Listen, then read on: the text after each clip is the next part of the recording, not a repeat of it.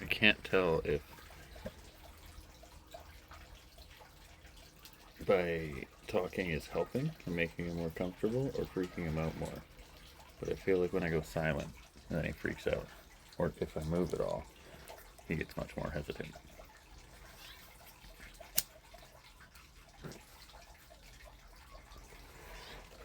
See, I was moving that whole time. Now I stop moving. And he moves. Whoosh. We can just be friends, guy. You don't have to be scared.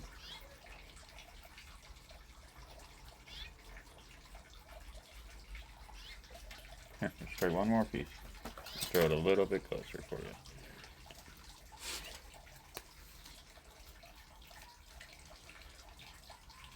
See, why will you do that one, but not the next one over? It's a matter of a foot. I mean, you'll take it to that tray to eat. But you won't eat off of this tray. Unless I'm not here. You're so silly, my guy.